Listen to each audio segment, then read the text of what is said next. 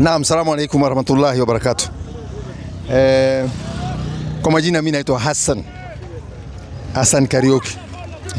Kwa majina mimi naitwa Sharon Omulo. Sharon, asante sana. Ni swali gani ambaye unasemaga mimi siku ile nitakutana na Waislamu lazima nitawauliza hizo maswali? Maswali gani ambayo inakusumbuaga sana upande wa Waislamu? Mimi huwa natamani kuwa Muislamu, lakini huwa najiuliza sasa nikienda kwa Muislamu na mimi ni dancer, nitaruhusiwa kudansi huko pia ama ni mambo tu ya dini na kuokoka? Wewe ni dancer? Angalia tu kamera tu ndio ujiangalie baadaye. Purity. Usiende. Mgoje kidogo. Anauliza swali. Yeye ni dancer.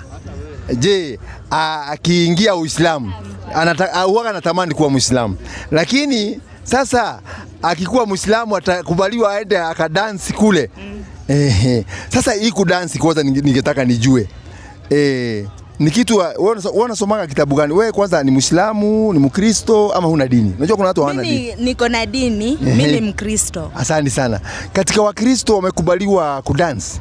Hadi kwa church huko Catholic watu tuna dance, kuna kwanga na madansa, lakini sasa kuna zile za aburukanga hiyo. Lakini kuna zile za church, zile za za kusifu hizo. Sasa hebu bibi unasomanga Biblia, unaona hii ni yetu. Hii ni Qur'an Umeshaona kitabu? Hii ni Qur'an yetu Hii ni yenyu. Si ni unasoma kitabu gani? Bible. Angalia kama ndio hiyo. Hii Bible, Biblia. But mimi niko nao kwa nyumba ni Good News Bible. Good News Bible. Okay, it's okay, Good News Bible. Lakini tunaweza angalia verses 2 kwa Bible. Kama 3. Tunaweza. We can check Haya. 81 kuanzia 1. Zaburi. Psalms 81. I know you are a good reader wa Bible. You are a good reader? Yes. Yeah. Tena unajua uzuri mtu illiterate na illiterate ni tofauti. Mtu ambaye amesoma ni tofauti na yule ambaye hajasoma. Hebu soma hapo kidogo. Inasema mwalimu wangu, muimbieni Mungu, nguvu zetu nyimbo za furaha. Mshangilieni Mungu wa Yakobo. Pazeni zaburi, pigeni matari. Ndio. Kinubi chenye sauti nzuri na kinanda. Asante sana. Pigeni panda mwandamo wa mwezi. Wakati wa bala mwezi sikukuu yetu. Kwa maana ni sheria kwa Israeli. Kumbe hii sheria ya kuimba ilikuwa imewekewa watu gani? Wakristo. Hapa imesemaje? Rudia hapo kidogo tena. Inasema pigeni panda mwandamo wa mwezi. Walikuwa wapige ile panda, wanapiga zile panda na matari. Wakati wa bala mwezi sikukuu yetu. Kwa maana ni sheria kwa Israeli. Kumbe hii ilikuwa ni sheria kwa watu gani? Israeli. Na mimi na wewe tuko hakika sisi wa Israeli. Si ni kweli? Baadaye tena wakati alipokuja nabii Amos, mambo ikabadilika tena. Mungu akasemaje? Amos 5:23.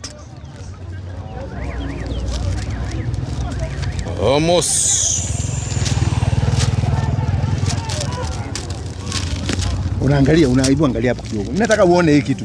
Najua hii hajasoma hizi. Amos ngapi mwalimu wangu? Amos 5:23. Inasema. Nataka msome na yeye. Niondoleeni kelele za nyimbo zenu. Unasikia vile ni Mungu anasema nabii Amos Niondoleeni kelele za nyimbo zenu.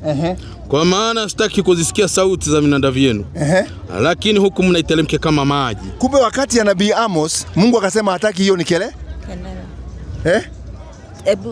Hebu soma tena. Niondoleeni kelele za nyimbo zenu. Kwa maana sitaki kuzisikia sauti za vinanda vyenu. Unasikia maneno hayo? Sasa hii ni ile vitu ambaye nyinyi nafikiri hamsomagi. Ama umeshaisomewa vitu kama hii nimekusomea leo? Sijaisoma. Unaona ni vizuri unasoma, unafanya research zaidi katika Biblia. Unaona imekubalia watu waimbe baka wapi ama ilikuwaje wakati wakakuwa naimba, kwa sababu Mungu alisema baka ile nyimbo za Daudi zilikuwa za upuzi. 6:5 Amos hiyo. Ninyi mnaoimba nyimbo za upuzi. Hebu angalia kama imeandikwa. Ninyi mnaoimba nyimbo za upuzi pamoja na sauti ya vinanda. Inakuwa nyimbo zina vinanda. Ya kujifanyizia vinanda vya namna nyingi kama vile Daudi. Unaona? Hiyo nyimbo anasema ni za Unaona sasa mambo ilienda ikibadilika mpaka ikawa sasa nyimbo wana wa Israeli wamekatazwa kuimba zile nyimbo. Lakini ilipokuja hizo generation zingine wa Roma ndio walileta hii story ya nyimbo, watu kuimba nyimbo. Lakini katika Uislamu najua ni vizuri nikwambie ukweli. Katika Uislamu sana hatuimbagi. Kwa sababu kwa kusema tu ukweli, yani tuongee tu ukweli na tuwe fair. Wewe unamjua Yesu? Yesu alikuwa anaimba nyimbo? Hakuna. Hakuna pale popote katika Biblia mzima Yesu inasemekana aliimba hata nyimbo moja. Hakuna wanakwaya pale popote. Hata wanafunzi wote 12. Hakuna wanafunzi hata aliimba nyimbo hata moja. Ndio unaona Yesu hakuimba, na hata ukiuliza Yesu mtu Yesu aliimba wimbo hakuna. Naona maneno haya? Naona. Maneno mazito. Mnafaa mnafanya research. Kwanza nyinyi ni watu yangu. Nyinyi ninajua nyinyi ni researcher wazuri. Nataka uangalie, nataka hata ukienda nyumbani uangalie hao maneno mimi nasema urongo ama nasema namna gani. Haya, swali lingine ni gani? Hivyo kisha silimu kupeleka madarasa. Una swali lingine? Sina swali lingine. Kuna tu mali nilikuwa naenda na wale watatoka. Uniruhusi niende alafu nirudi tena. Utarudi sawa, hakuna shida. Ukipata time urudi. Tuko tu hapa. Tutaingia kwa hii. Sasa, sawa, asante. Mimi wananiita Salim. Mimi wananiita Nicholas. Asante sana. Muislamu, Kristo? Mimi ni Mkristo. Asante. Swali gani ungependa kuwauliza Waislamu? Swali ni je, kwa nini unapatanga wanaume wako na mosque yao na wadada pia wako na mosque yao? Mostly unapata wanaume wanaenda mosque moja na sionangi wadada by the way wakiingia mosque. Asante sana, swali nzuri sana. Kwanza, wanawake hawana msikiti yao na wanaume hawana msikiti yao. Msikiti huwa ni moja. Ndani ya huo msikiti unagawanywa mara mbili. Inakuwa na upande ya wanawake na upande ya wanaume. Na wanawake huwa wanaenda msikitini. Ni wewe hujawaona kwa sababu hujakuwa Muislamu. 19:16 Qur'ani. Sikiza, wanawake wanaenda msikitini. Tena vizuri mno. Nitasoma kwa jina la Mwenyezi Mungu mwingi wa rehema na mwenye kurehemu. Tupe vitu. Na mtaje Maryam kitabuni humu. Tunaambiwa mtaje Mariamu kitabuni humu. Maana yake Maryam atajwe katika hii Qur'an. Mariamu ni mwanamke, alifanyaje? Alipojitenga na jamaa zake, akaenda mahali upande wa mashariki wa msikiti. So Mariamu alikuwa akienda kwa msikiti, lakini sikiza, akiingia kwa msikiti anafanya nini? Na akaweka pazia kujikinga nao. Asante. Tukampelekea muisha sheria yetu Jibril. Akajidhimirisha kwake kwa sura binadamu aliyekamili. So Mariamu wakati ameingia kwa msikiti ameweka pasia. So msikiti kama haijagawanywa na mawe au haijafanywa partition yoyote, unaweka pasia. Wanawake wanakuwa pande yao na wanaume pande yao, kwa sababu katika msikiti watu wanafaa kuconcentrate na ibada. Lakini leo unaweka msichana hapa na kijana hapa, hawa ni wanadamu, wako na feelings. Nampata vizuri, itashindwa kuconcentrate na kile kinachoendelea. So that's why unaona msikiti inawekwa moja, upande ya wanawake. Siku hizi wanawake wanawekwa juu, wanaume wako chini. Nampata vizuri. Kama sio hivyo, msikiti iko chini yote inakatwa mara mbili, inawekwa partition, pande hii wanawake, pande hii wanaume. Na kiongozi anakuwa ni yule mwanaume, sio mwanamke. Kiongozi anaongoza msikiti ni mwanaume, na kiongozi anayeongoza nyumbani ni mwanaume, kwa sababu wanaume wamepewa hiyo priority ya kuwa viongozi. Of which mwanamke hawezi kuwa kiongozi yoyote hapo kwa msikiti hawezi. Kwa msikiti anakuwa nyuma, kwa sababu kiongozi anakuwa ni mwanaume. Kwa nyumba pia mwanamke anakuwa nyuma, kiongozi anakuwa ni bwanake. Ndio Mungu ameumba hivyo. Sio sisi, ni Mungu ametengeneza namna hivyo. Yaani mwanaume anakuwa yuko anaongoza mwanamke. 2:4:34 Qur'ani. Sikiza. Kwa jina la Mwenyezi Mungu mwingi wa rehema na mwenye kurehemu. Wanaume wawe ni walinzi wa wanawake. Wanaume wawe ndio walinzi wa wanawake. So wanaume ndio wanaowalinda wanawake, maana yake ndio wanaoongoza hawa wanawake. Unapata vizuri lakini sio kuongoza kule kukandamiza, hapana. Kuongoza katika njia kwa hekima na busara nzuri. Pata vizuri ndio hivyo. Ni Mungu kaumba hivyo. Na ndio unaona hata wewe ndio unaoa alafu unapeleka mahali. Sio ati yeye ndiye anakuletea mahali. Hapana. Ndio hivyo Mungu ameumba. Swali lingine ni je, leta. Mbona hao wanawake Waislamu wanavanga ibuibu ya black sana? Sijui kala. Kala. Asante sana. Kala sijaona mahali pameambiwa lazima iwe ya black, hapana. Katika kala hakuna mahali imeambiwa lazima iwe ya black. Hapana. Qur'ani inasemaje? 23. Like tuko na wengine kazini. Ngoja kidogo ndakuja huko. 22:31 Qur'ani. Twende 24 kabisa. Ama 24:31 Qur'ani. Kwa jina la Mwenyezi Mungu mwingi wa rehema na mwenye kurehemu. Nawaambia Waislamu wanawake. Nawaambie Waislamu wanawake. Wainamishe macho yao na wazilinde tupu zao. Wainamishe macho yao na wazilinde tupu zao. Waislamu wanawake, malizia. Wala wasidhihirishe viungo vyao isipokuwa vinavyodhihirika. Wala wasidhihirishe viungo vyao isipokuwa vile ambao vinavidhihirika. Nao ni uso na vitanga vya mikono, na wengine wanasema na nyayo. Na wengine wanasema na nyayo. Teremka. Na waangushe shungi zao mpaka vifuani mwao. Na waangushe shungi zao mpaka vifuani mwao. Na wasionyeshe mapambo yao ila kwa ume zao. Wanaambiwa wasionyeshe mapambo yao isipokuwa kwa wanaume wao. So wanaweza tumia buibui ya black, iko sawa. Wanaweza tumia ya rangi nyingine, maadamu ni buibui iko sawa. Lakini wengi wanapendelea ya black. Wale wengi wanapendelea, lakini unaweza tumia buibui yoyote, haijakatazwa maadamu haionyeshani umbile lako namna ulivyoumbwa. Yani umeibana tunaonekana huku umebeba kama trakta huku, hapana. Kwa sababu haya mapambo yanafaa ya bwanako, sio kila mtu anafaa kuona urembo wako. Si kama unanipata? Nakupata vizuri sana. Usije hata wewe saa hii ukienda kuoa unaweza taka msichana ambaye anatembea hii tunahitaje hii?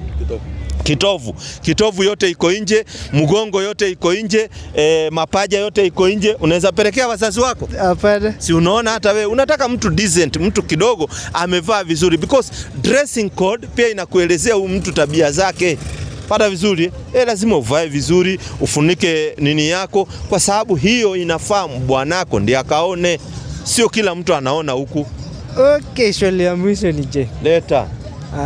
Wanasemanga Waislamu wanapendanga majini sana. Sielewi hiki. Yaani Waislamu tunapenda majini sana. Ndio wanasema. Wanasemanga hivyo. Yaani wanasema Waislamu wanapenda majini mno. Kitu ya kwanza majini ni viumbe wa Mwenyezi Mungu, hatuwachukii, lakini sijaona mahali pameandikwa Waislamu wanapenda majini. Hapana. Majini ni viumbe wa Mwenyezi Mungu. Wapo majini na wapo majini wazuri na wabaya. Pili, Muislamu ni haramu kufanya kazi na jini yoyote, ameharamishiwa, kwa sababu unafaa kumtegemea Mwenyezi Mungu. Lakini majini wapo wazuri na wapo majini wabaya, wapo katika hii ardhi ya Mwenyezi Mungu. Na majini ni viumbe ambao sisi hatuwaoni na macho, lakini wao wanatuona. Ni sawasawa malaika. Malaika wanatuona, lakini sisi hatuwezi kuona na hii macho. So ni viumbe walioumbwa na Mwenyezi Mungu, lakini waliumbwa kwa lengo la kufanya ibada. 51-56 Qur'an. Unajua wanaposema tunawapenda majini, wanakusudia kwamba Waislamu tunakaa na majini, tunafanya kazi na majini, ambao ni uongo. Hiyo ni uongo, kutusingizia bure. Sikiza habari nasema. Nitasoma kwa jina la Mwenyezi Mungu mwingi wa rehema na mwenye kurehemu. Tupe vitu. Sikuwaumba majini na watu ila wapate kuniabudu. Mungu anasema hakuwaumba majini na watu, lengo na makusudi ni wapate kufanya ibada. So majini wanafanya ibada kivyao, Waislamu sisi tunafanya ibada kivyetu, hatuwaoni na macho. So mtu akikwambia Waislamu wanawapenda majini, utamuuliza wanawapenda na wanafuga ama wanafanyaje? Tena utafugaje kitu ambacho hukioni na macho? Sisi tunafuga mbuzi kwa sababu mbuzi tunamuona na macho, tunafuga ng'ombe tunamuona na macho, tunamfuga tunakamua maziwa. Ambao wanapenda majini ni wachungaji kwa sababu kwanza wachungaji ndio naona kama wanapenda majini, kwa sababu kila Sunday nasikia pepo toka in the name of Jesus. Oh baba kurina ya wanta carry with the cuta saika. Sasa hao ndio wanatoa majini kila siku. Mimi sijasikia msikitini pepo toka, sijasikia msikitini. Unanielewa? Kuelewa. So sisi majini hatuwapendi, ni viumbe wa Mungu wala hatuwachukii, wapo. Okay. Swali ya mwisho. Asante sana. Niko sawa. Uko sawa? So karibu sana katika Uislamu, nafasi iko sawa? Asante sana. Ananiita Salim. Na mimi naitwa Johnson. Muislamu, Kristo? Mimi ni Mkristo. Asante sana. Je, nini ambacho unajua kuhusiana na Uislamu? Na Uislamu? Kile kitu ambacho unajua kuhusiana na Uislamu. Uislamu chenye najua kuhusiana nayo ni kwamba wanachukia Yesu sana. Yaani si unaona? Yaani wewe unajua Waislamu wanachukia Yesu sana. Sikizeni Waislamu, kaka anajua venye labda amefundishwa, Waislamu wanamchukia Yesu sana. Kwa taarifa yako, Waislamu wanampenda Yesu sana mpaka katika Qur'ani kumekuja chapter mzima inaitwa Suratul Maryam ambao ni ya mamake Yesu. Pili, Yesu ametajwa mara 25 ndani ya Qur'ani. Muhammad sallallahu alaihi wasallam aliyepewa Qur'ani katajwa mara 5. Maana yake sisi Waislamu tunampenda sana huyu Yesu kwa sababu ni Muislamu ndugu yetu. Tutamchukiaje Muislamu ndugu yetu? Tena sikia tunaambiwa alizaliwaje? Qur'ani 3:45. Hebu sikiza Qur'ani inasema Yesu alizaliwa namna gani. Sisi hatumchukii. Sikiza vizuri inasemaje? Kwa jina la Mwenyezi Mungu mwingi wa rehema na mwenye kurehemu. Tupe vitu. Kumbukeni waliposema malaika. Kumbukeni waliposema malaika. Ewe Mariamu, Mwenyezi Mungu anakupa habari njema za kuzaa mtoto bila ya mume. Sikiza, Qur'ani hiyo sio Biblia. Mwenyezi Mungu anampa habari njema Mariamu ya kuzaa mtoto bila mwanaume. Huyu Mariamu atazaa mtoto bila mwanaume. Tupe vitu. Bali kwa kutamkwa neno tu litokalo kwake la kukwambia zaa ukazaa pasina kuingiliwa. Bali kwa kutamkwa neno litokalo kwake huyu Mwenyezi Mungu la kuambia Mariamu zaa akazaa pasina kuingiliwa. Tupe vitu. Jina lake ni Masihi Isa mwana wa Mariam. Tena tunaambiwa huyu akizaliwa ataitwa Yesu mtoto wa Mariamu, mwenye heshima katika dunia na akhera. Qur'ani imetuambia Yesu ako na heshima. So sisi hatumchukii Yesu, tunampa heshima. Ni Muislamu mwenzetu. So aliyekuambia Waislamu anachukia Yesu alikudanganya. Manake sisi tunampenda. Kwa hivyo Yesu alizaliwa bila mwanaume kabisa. Qur'ani imetueleza. Okay. Qur'ani imetueleza kabisa alizaliwa katika njia ya miujiza. Hana baba lakini yuko na mama. Kwa sababu Mungu anaumba anavyotaka. Ilikuwa ni miujiza Mungu analeta ili watu wajue Mwenyezi Mungu ana uwezo wa kila kitu. Na sasa akizaliwa bila mwanaume, na kulingana na mimi venye ninajua ndio sababu inasemekanaga ni mwana wa Mungu, kwa sababu kama hakuzaliwa na mwanadamu basi amezaliwa na Mungu. Alizaliwa na mwanadamu kwa sababu Mungu ndiye anapeana watoto. Wale watoto uko nao nani alikupa? Ni Mungu.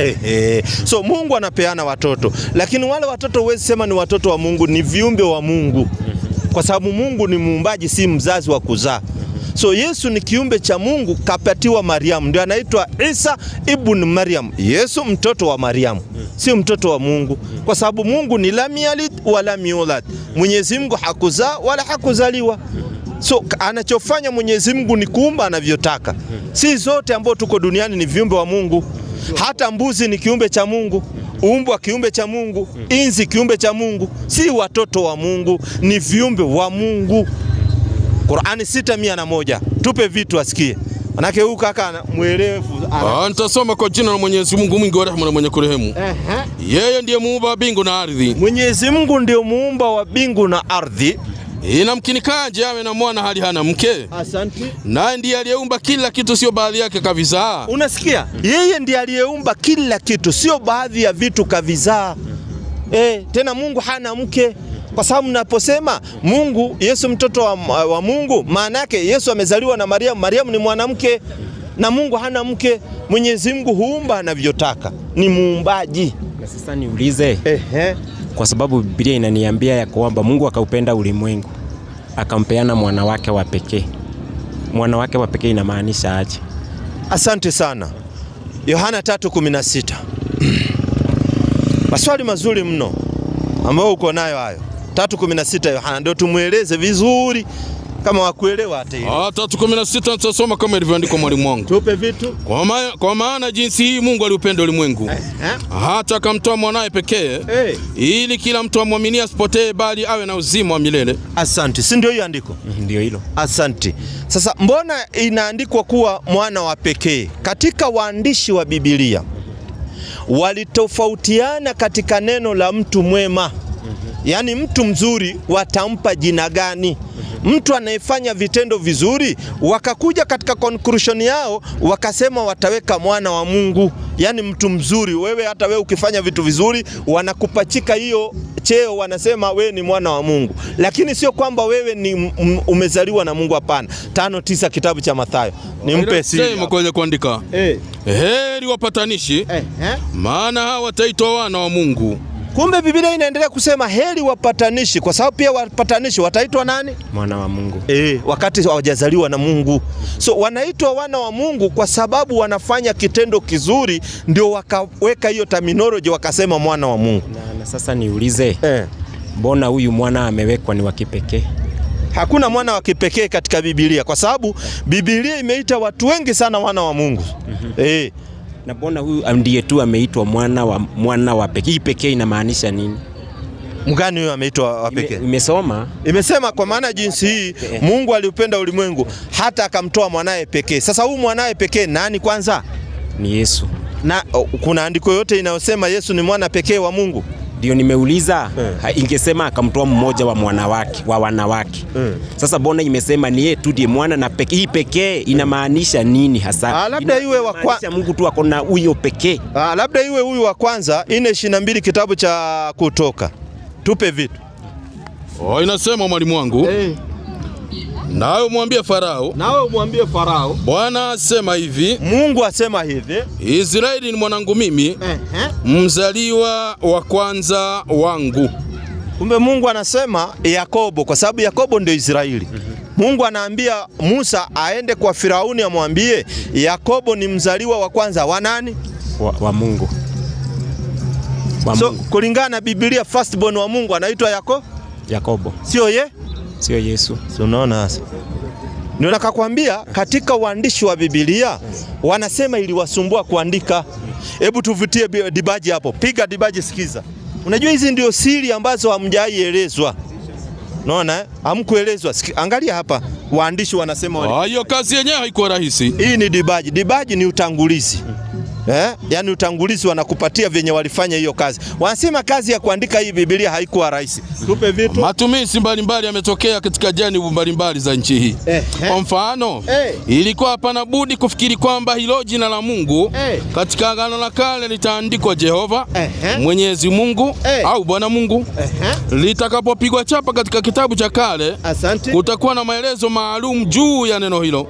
Pia maendelezo ya majina ya watu na ya mahali ilikuwa lazima yafikiriwe tena na mengine kutengenezwa. Unasikia wanatuambia mpaka majina walitengeneza. So ni kitu ilikuwa ngumu kwao kutoa decision, tutaandikaje hiki kitabu. Hii kitabu wanataka ikuje wewe uitumie. Sasa watafanyaje ndio ikufikie uitumie? Wanasema tulikaa chini tukafikiria tutabadilisha hii majina, wakabadilisha mambo mengine yakawaweka. Malizia asikie vizuri. Tena jambo hili lilikuwa kazi kubwa sana. Kwa nini? Kwa sababu yako majina zaidi ya 3500. Asante. Tena jina la kitabu chenyewe lilifikiriwa kama kiitwa Maagano Mapya au Agano Jipya. Unasikia wanasema hata kitabu chenyewe walifikiria. So ni wewe tukikaa na kuuliza unaonaje, tuandike hivi. So it was not a revelation. Unajua revelation hamfai kukaa kudiscuss kama tutaweka hivi ama sivyo. So ni kitu ambao walitengeneza, ndio unaona kuna zile misconception nyingi sana ambazo ziko ndani. So Mungu aliyeumba mbingu na ardhi hana mtoto, ana viumbe. Sisi ni viumbe wa Mungu. Na sasa mbona huyu mtoto hata kuzaliwa kwake kukatabiriwa? Mbona hii kazi yote? Kwa sababu hata kuzaliwa kwa Isaka kulitabiriwa. Walikuja malaika wakasema wewe Sara utapata mtoto, walitabiri. Kutabiriwa sio hoja. Wengi walitabiriwa kabla ya Yesu kuzaliwa. Hata Yohana Mbatizaji kupata Yohana, sisi hatumuiti mbatizaji, ili apate mtoto anaitwa Yahya, alibashiriwa akaambiwa utazaa mtoto, kwa sababu mke wake pia alikuwa hapati watoto, alikuwa ni tasa. Unaona? So watoto wengi walitabiriwa kuwa watazaliwa. Sio huyu peke yake. Tena huyu hatuhusu kama sisi wa Afrika. Katumwa kwa specific kwa ajili ya Waisraeli. Katika kuzaliwa kwake mbona akapewa majina ambayo yanahusikana na kiungu? Kwa mfano kama jina gani alipewa? Emanueli, ni Mungu pamoja nasi. Je, kuna wakati hata mmoja Yesu alikuwa duniani akaitwa Emanueli? Lakini ametabiriwa hivyo ndivyo ataitwa. Baada ya kuzaliwa aliitwa. Je, unajua utabiri tunaambiwa lazima utimie, na utabiri usipotimia itakuwa ni utabiri feki. Si Yesu alikuja akazaliwa? Wapi siku moja aliitwa jina lake Emanueli ili tujue ule utabiri ulitimia ni wake? Haya, kama hiyo hakuitwa bado hiyo Biblia imesema ataitwa Mungu wa milele. Sasa wapi wakati Yesu alizaliwa amewahi siku moja kuitwa Mungu wa milele ili itimie? Unajua utabiri ni kitabiri. Kwa mfano niseme dunia itaisha, kwa mfano kama alivyokuja Ellen G. White akatabiri kuwa, ule kiongozi wa SD akatabiri kuwa dunia itaisha katika 18 something, akasema dunia itaisha 1844 alisema dunia itaisha. Watu wakasubiri, ilipofika 1844 dunia haikuisha, wakajua ule ni wa uongo, kwa sababu unapotabiri kitu ambacho hakikutimia unajua ile utabiri ni wa uongo. Sasa wapi Yesu alizaliwa akaitwa Mungu mwenye nguvu, na saa hii si anaabudiwa kama Mungu. Sasa na Wakristo, so Wakristo saa hii wanamwabudu Yesu, ndio itimie. So wanamwabudu wakati haijaandikwa kuwa wamwabudu. Kuna sehemu yote imeandikwa wamwabudu Yesu, kwa sababu imesemekana ataitwa Mungu wa milele. Na je, wakati alikuwa hai kuna watu ambao yeye mwenyewe alisema muniabudu mimi, ama yasema tuabudu Mungu? Na sasa kukua hai kwake, unajua hata kama hakuitwa wakati kabla alikuwa hai, sasa hii anaitwa na bado ni Yesu. Suju bado ile jambo lake liko linaendelea penye lilitabiriwa. 4:10 Mathayo, ukimwabudu Yesu utakuwa unamwabudu bure. Kwa sababu anayefaa kuabudiwa ndio 4:10 Mathayo. Baba tupe vitu, tupe vitu. 4:10 tupe vitu.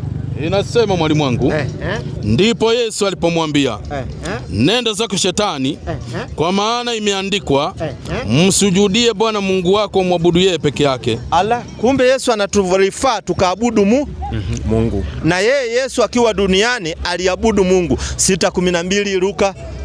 Sasa itakuwaje yeye ni Mungu alafu anaenda kufanya ibada kumwabudu Mungu? 6:12 Luka, tupe vitu. 6:12 nasema kwenye kuandika, ikawa siku zile aliondoka akaenda mlimani ili kuomba. Yesu alikuwa anaondoka anaenda mlimani ili kuomba, akafanyaje?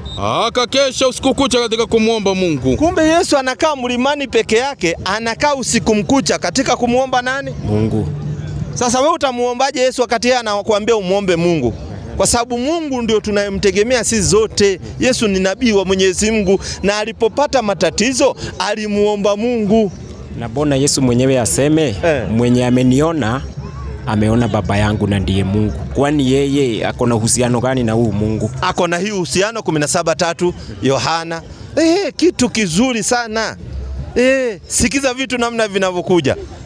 17:3 mwalimu wangu kwenye kuandika. 17:3 aleweka. Na uzima wa milele ndio huu. Na uzima wa milele ndio huu. Wakujue wewe Mungu wa pekee wa kweli na Yesu Kristo uliyemtuma. So Yesu ana uhusiano na Mungu ya kwamba yeye ni mtumishi wa Mungu, ametumwa na Mungu, so analeta ujumbe wa Mungu. So ukimsikiza Yesu umemsikiza Mungu, kwa sababu ujumbe aliokuja nao Yesu ni ujumbe wa Mungu. Ukimsikiza Musa umemsikiza Mungu, kwa sababu Musa anakuja na ujumbe wa Mungu, Musa hakuji na ujumbe wake. Ukimsikiza Muhammad umemsikiza Mungu, kwa sababu Muhammad anakuja na ujumbe wa Mungu, sio ujumbe wake.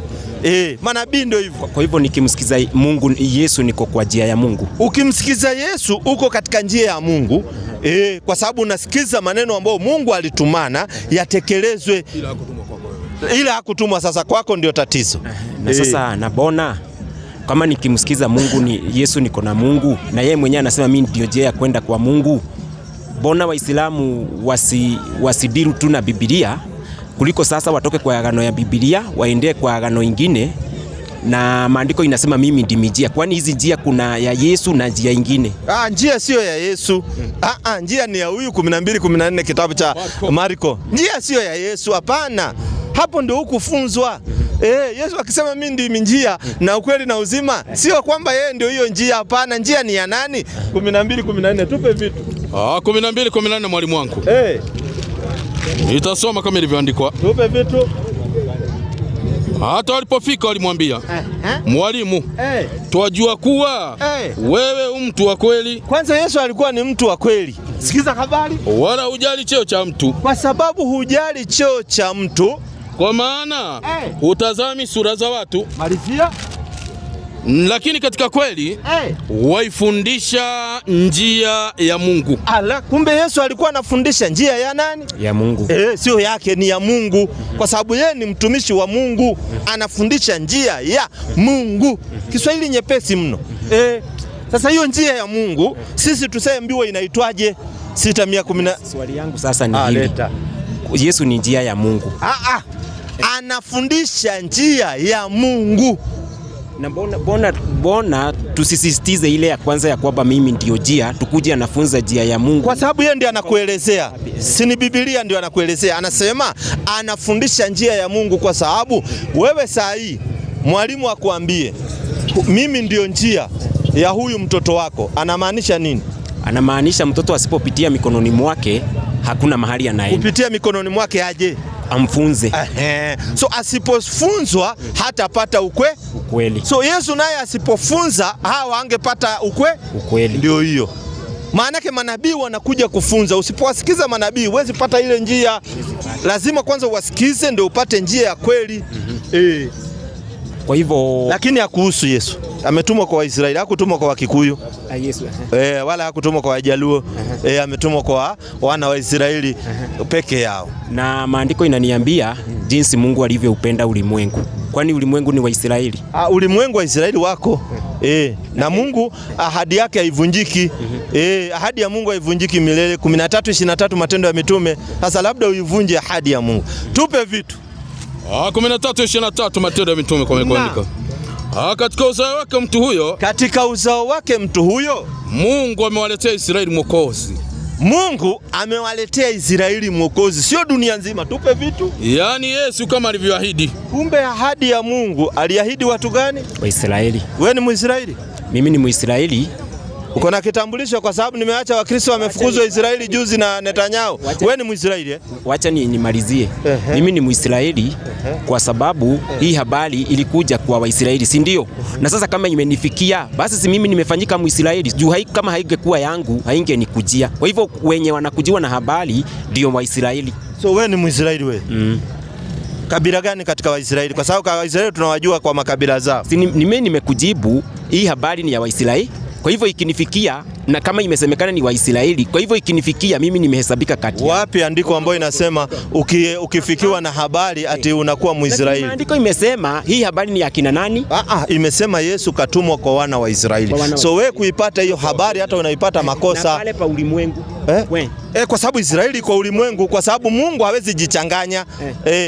God is not the author of confusion. Hawezi kusema nimetumana kwa Israeli alafu aseme hapana, si Waisraeli ni watu wote. Hapana, Mungu ni straight. Wewe utakuwa ni Mungu kigeugeu. Na ndio ninakuuliza jinsi Mungu alivyoupenda ulimwengu. Ulimwengu ni Israeli ama ulimwengu ni ulimwengu? Israeli kwa ulimwengu.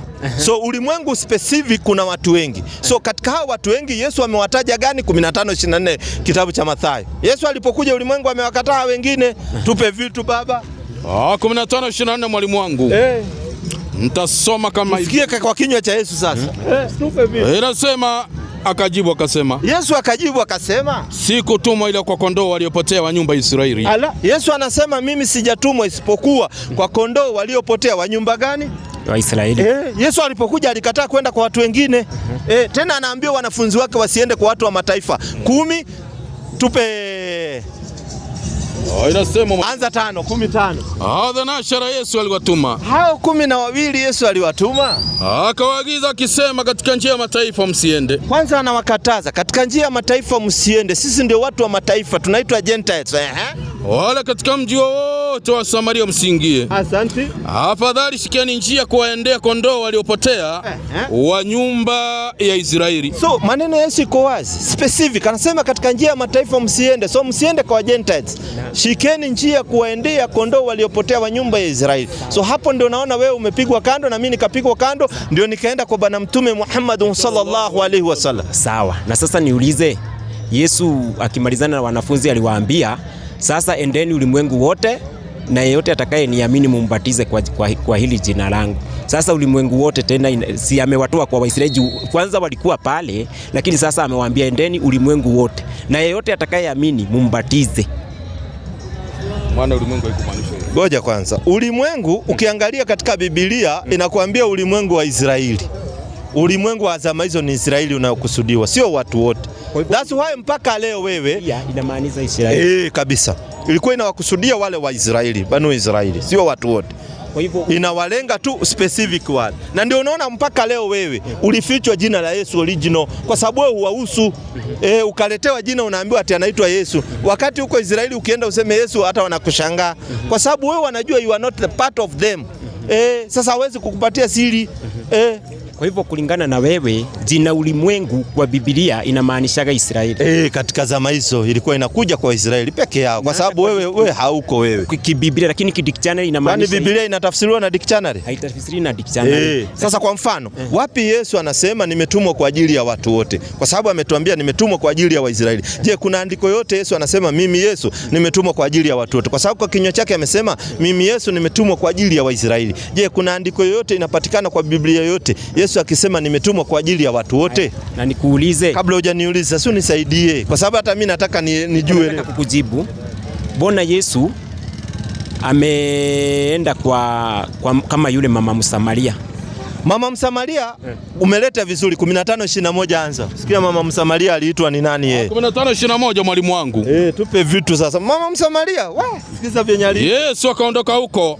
Asante. Akaenda kando pande za Tiro na Sidoni. Tupe vitu. Na tazama mwanamke Mkananayo mpaka ile akatokea. Asante. Akampatia sauti akisema, unirehemu Bwana mwana wa Daudi. Kwanza Yesu hakuwa ameenda kwa huyu Mkananayo. Yesu ako shughuli zake. Mkananayo akajitokeza akamwambia Yesu, unirehemu mwana wa Daudi. Tupe vitu. Binti yangu amepagawa sana na pepo. Akamwambia binti yangu amepagawa sana na pepo. Kumbe yule Mkananayo alikuwa na matatizo ya kwake. Tupe vitu. Wala yeye hakumjibu neno. Kumbe Yesu alipoambiwa nina shida hakufanyaje? Hakumwambia neno. Hakumjibu kitu, maana yake akamuignore.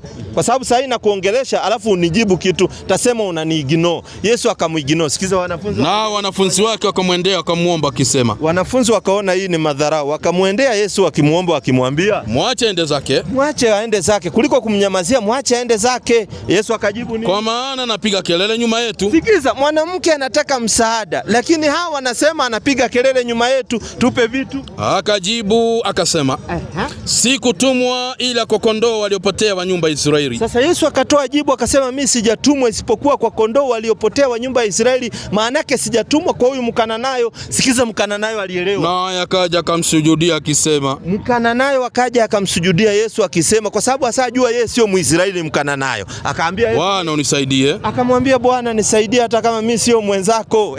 Akajibu akasema. Majibu ya pili ya Yesu ndio yanastua moyo. Akajibu akasema, Yesu, si vyema kukitoa chakula cha watoto na kuwatupia umbwa. Yesu anasema sio vizuri nichukue chakula cha watoto ni watupie umbwa. Watoto ni wana wa Israeli, chakula ni neno ya Mungu, umbwa ni watu wa mataifa. So Yesu anatulifaa kama sisi umbwa. Sasa atakuwaje ametumwa kwetu alafu anatuita umbwa? We are not dogs, we are human being. Lakini yeye anasema sio vizuri kuchukua chakula cha watoto na nitupie umbwa. Sikiza, mwanamke alikubali yeye ni umbwa. Akasema. Mwanamke akasema, ndiyo Bwana. Yaani mwanamke akakubali, ni kweli hivyo umesema sisi ni umbwa, lakini hata umbwa hula makombo yangukao mezani pa bwana zao. Sikiza, mwanamke anasema ni kweli nimekubali mimi ni umbwa, lakini umbwa hukula ile inaanguka katika meza ya bwana zao. So ile imeanguka nipe hiyo basi. Kumbuka wewe unaniambia Yesu katumwa kwa watu wote, lakini anamuignore huyu mpaka anamuita umbwa. Mpaka mwanamke anakubali, anaadmiti ni umbwa. Sikiza Yesu alisemaje? Na wamepakana tu. Na wamepakana, si wewe uko Kenya. Ndipo Yesu akajibu akamwambia, mama, imani yako ni kubwa. Yesu akaona hiyo imani ni kubwa, nimemfukuza haendi, nimemwambia ni umbwa haendi, bado ananikwamilia. Na iwe kwako kama utakavyo. Na iwe kwako kama utakavyo, kwa sababu Yesu aliona huyu ananisumbua, nimemuita umbwa. Lakini Yesu sasa asema sio vizuri kuchukua chakula cha watoto na kuwapatia umbwa. So sisi watu wa mataifa tunajulikana kama umbwa kwa Waisraeli. Leta implemento hapo nimuonyeshe kitu hajaiona huyu. Usistuke ukapata pressure. Dawa ya pressure iko nini? Ni gari. Ni gari. Sikiza, kama Yesu anakubali tuitwe umbwa watu wa mataifa sie. Tupe vitu. Inasema mwalimu wangu. 15:24. Tupe, piga fafanuzi yake. Ninyi mchuzi huo. Mchuzi yenyewe. Wayahudi ni wana wa Mungu. Sikiza, wanasema Wayahudi ndio wana wa Mungu. waliopata ahadi za wokovu. Basi kabla ya wapagani Yesu ajirasimu kuwashughulikia kwanza Wayahudi. Asante. Wapagani waliitwa na Wayahudi kama mbwa tu. So Wayahudi walikuwa wanatuita mbwa sisi. Sikiza, Yesu alipokuja, Yesu apunguza ukali wa maneno hayo. Yesu alipokuja anapunguza ukali wa maneno hayo sisi kuitwa mbwa. Anasema akisema mbwa wadogo. Ala, kumbe Yesu anasema tuitwe nini? Mbwa wadogo. Sasa wewe ni mbwa wa binadamu. Nauliza wewe mbwa wa binadamu. Tuendelee tu. Ndio nauliza. Amemaliza. Wewe ni mbwa? Uulize swali. Na mbona wanafunzi ambao walitumwa wakaambiwa waende kwa ulimwengu wote, si wangeenda basi tu kwa Israeli kama Israeli ndio tu ulimwengu? Mbona sisi wakatufikishia habari? Walikosa kufanya vyenye walikuwa wameambiwa ama walitii waende kwa ulimwengu? Kama walikufikishia walifanya hatari, kwa sababu wanaambiwa 15. Walipewa instruction wakienda. Kama walikufikishia basi walifanya makosa. 15. Kitabu ni cha Mathayo mtakatifu kwenye kuandika. Tupe vitu. Nitasoma kama ilivyoandikwa. Hadhanashara Yesu aliwatuma. Akawaagiza akisema, katika njia ya mataifa msiende. Kumbe Yesu alikuwa amewakataza katika njia ya mataifa wasifanyeje? Wasiende. So kama wamekuja wamefanya makosa? Hawajafanya makosa, kwa sababu kama yeye ndiye aliwaambia msiende kwa mataifa na bado yeye ndiye amewaambia endeni kwa ulimwengu wote. Sasa hii makosa ni confusion sasa unatuwekea, kwa sababu sasa kinywa cha Yesu labda utuambie hivyo, labda waandishi ndio wameconfuse, kwa sababu yeye ametuambia very specific katika njia ya mataifa msifanyeje? Msiende. Sasa wewe ukiambiwa usiende, maana yake umekubaliwa? Kwa sababu mimi ile kitu ninajua Biblia, na umeniambia hatuwezi tafsiri kama vile tunaweza tafsiri, na kama umeniambia Biblia ni ulimwengu, kulingana na mimi na mataifa inamaanisha watu ambao hawatendi mambo ya kiungu ndio wanaitwa mataifa. Wala sina tatizo. Nauliza, Yesu hapa kakosea? Akasema ukweli? Akasema ukweli. Watu wanafunzi wasiende kwa mataifa. Sasa ndio hivyo. Aliwaambia waende wapi? Wala katika mji wote wa Samaria msiingie. Afadhali shikeni njia kuwaendea kondoo waliopotea wa nyumba ya Israeli. So aliwaambia msiendee watu wengine, lakini muendee kina nani? Kondoo waliopotea. Wa nyumba gani? Na Yesu mwenyewe. Nyumba gani? Kwa nyumba ya Israeli. Sasa wewe huwezi mkosoa Yesu. Asa sema, na ndio nakwambia asa sema waende kwa Israeli peke yao. Na asa sema muende kwa mataifa yote, na ndio sababu tukafikiwa na hii habari. Wapi nitajua ya kwamba ulimwengu inamaanisha Israeli?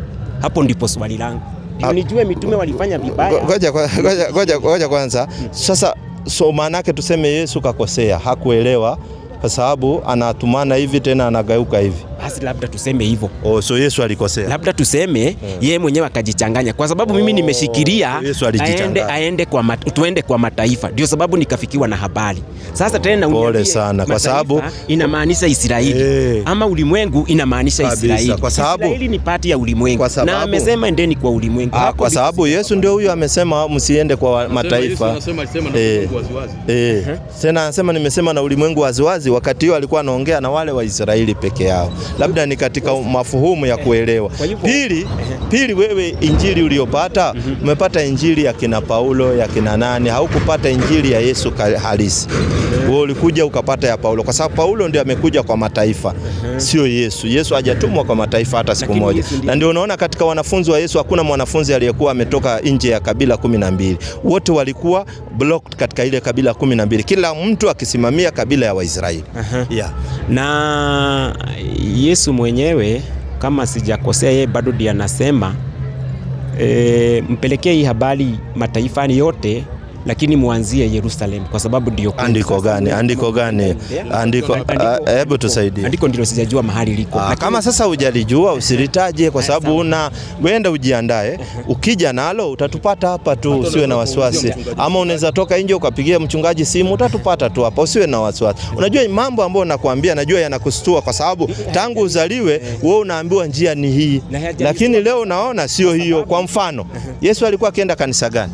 Yesu alikuwa anaenda hekaluni. Inaitwaje? Kama alikuwa akienda hekaluni, wewe unaenda kanisa kwa nini? Kanisa kwa sababu Yesu alipokuja aliandaa kanisa, na maandiko inasema kwamba hata aliandaa kanisa gani? Ndio nataka nijue. Angalia, usinipeleke mbio. nataka uniambie specific. Kwa mfano Muhammad ukiniuliza alikuwa akienda msikiti wa Maka huko mpaka leo.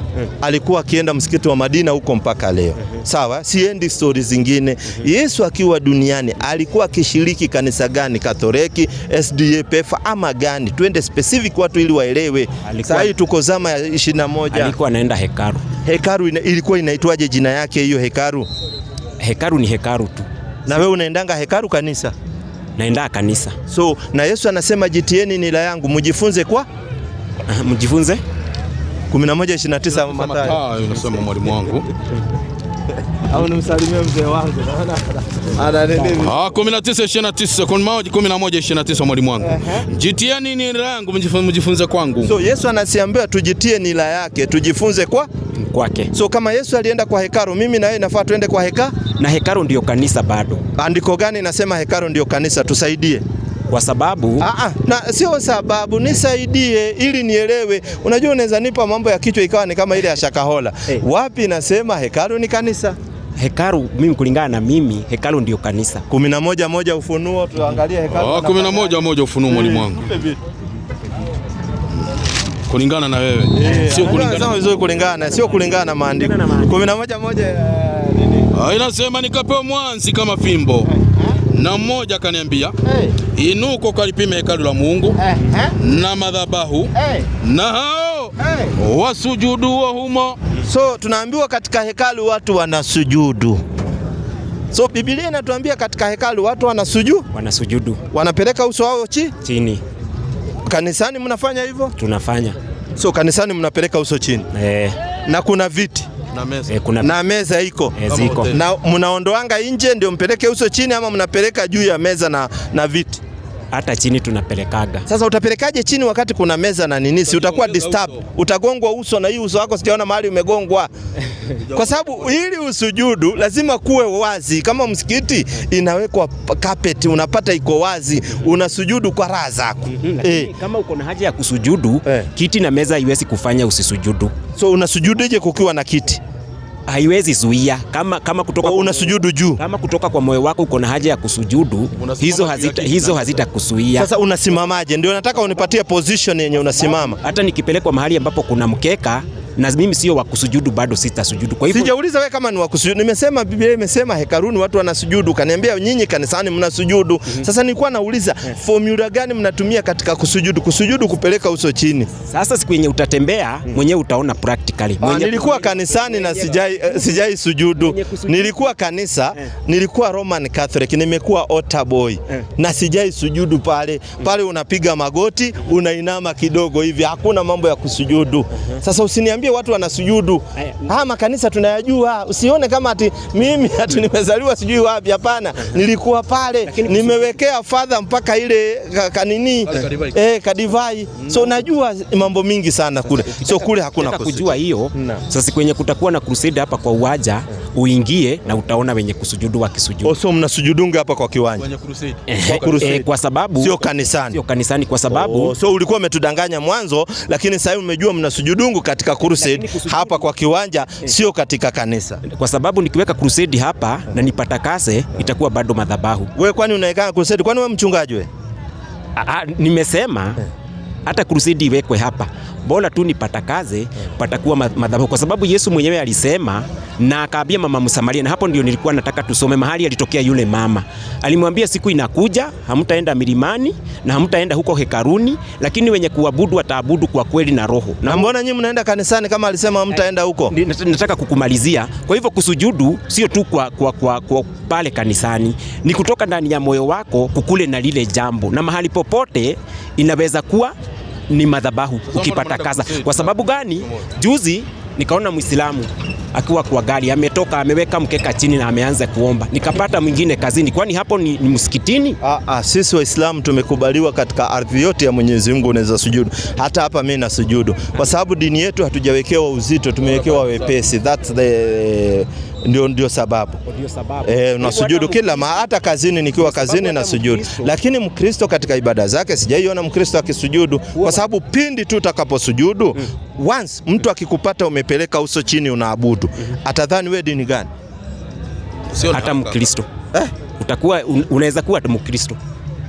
Kwa sababu hakuna shida. Yaani wewe mtu akupate unaabudu, unapeleka uso chini, unaguzisha, alafu waseme wewe Mkristo. Inawezekana. So kama Wakristo wanasujudu, basi inakuwa ni Waislamu wasasilimu. 3:113 Qur'ani. Kumbe wewe Muislamu ndugu yangu. Nilikuwa nadhani wewe Mkristo. Na itakuwaje ni Muislamu?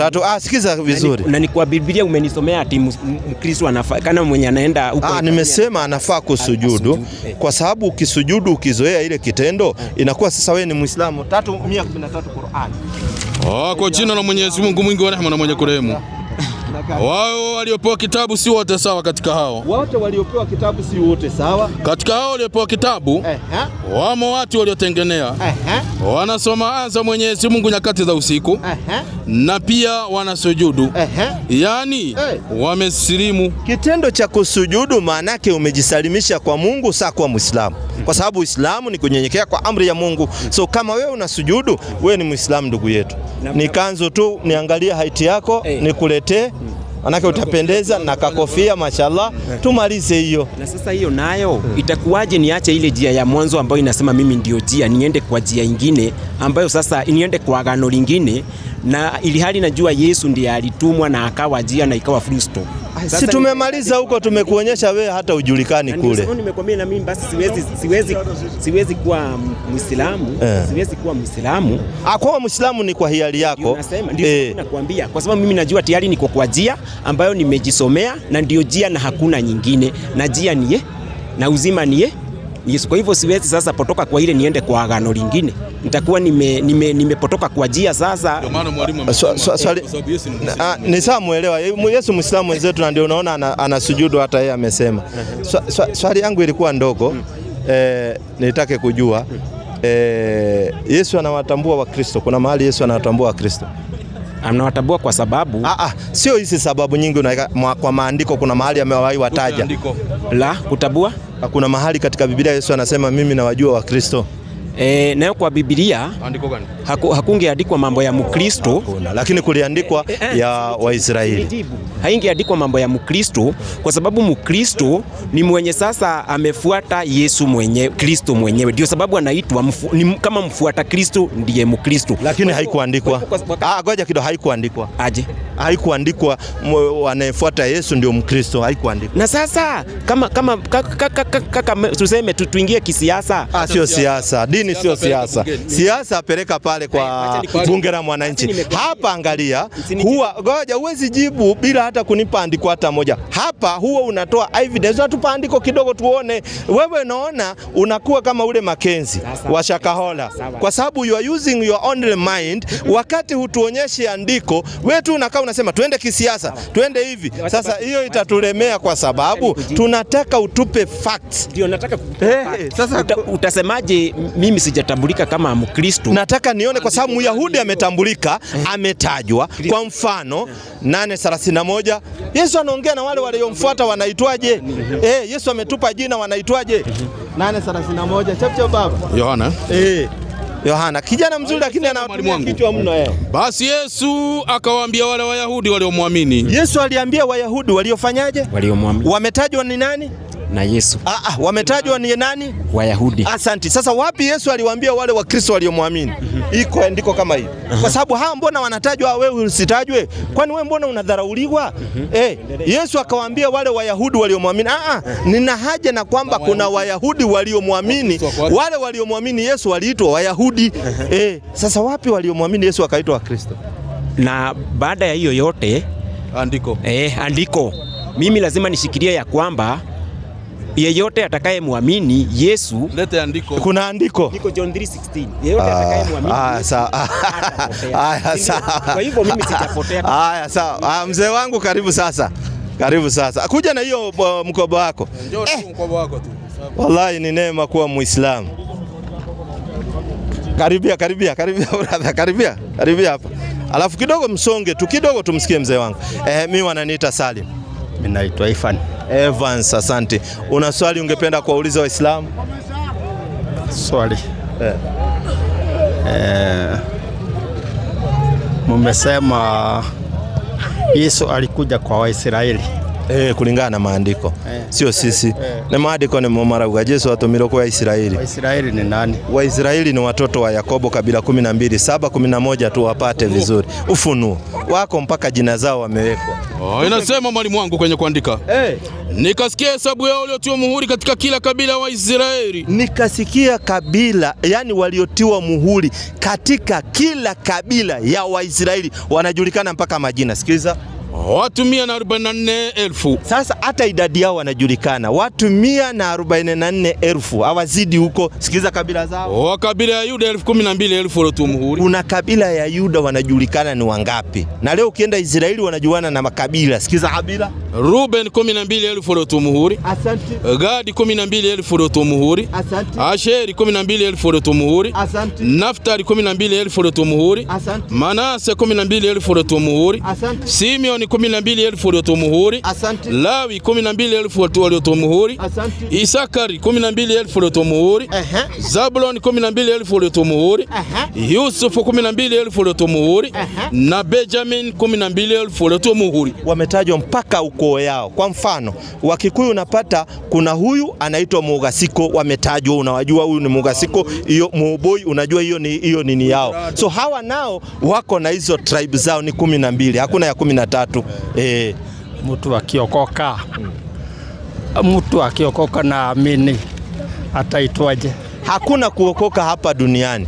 Sasa duniani huwezi kuokoka. 1:5 kitabu cha Petro wa kwanza. Duniani huwezi okoka. Kuokoka ni siku ya mwisho. Duniani unaongoka, uokoki. Sikiza habari 1:5. Hapa hakuna wokovu. Hapa duniani hakuna wokovu. Kwa sababu utaokokaje wakati wewe ni binadamu, kesho utateleza. Kuokoka maana yake umefaulu.